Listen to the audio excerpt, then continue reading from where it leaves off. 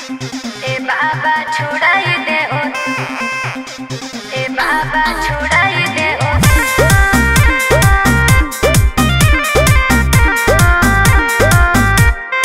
Vicky Vox.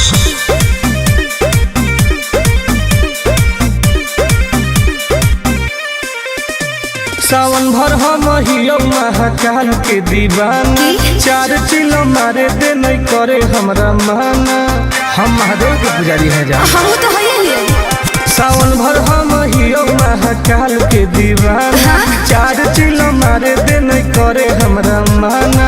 बुझनी आज छोड़ दे ही गांजा पियल खाले फल ताजा।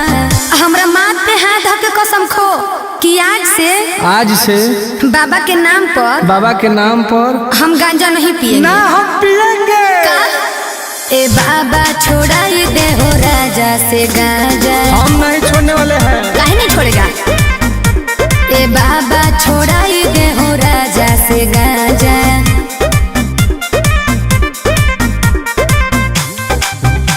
ए बाबा छोड़ाई दे हो, ए बाबा छोड़ाई दे हो।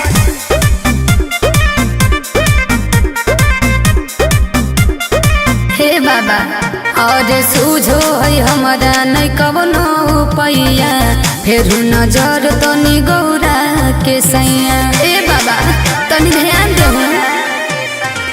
ई है बाबा के परसादी गे, तोरा लगो हो बराबादी गे। ये है अरे बिगड़ल है बड़ी सुधारे ले आजा।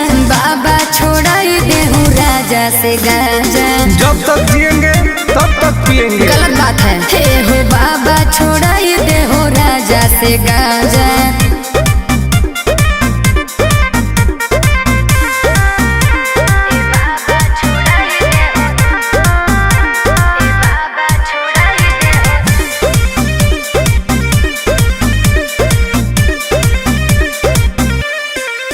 ई तो सबके पिया बई नहीं पिया अकेला, बड़ी बदमाश हो बाबा तोर चेला।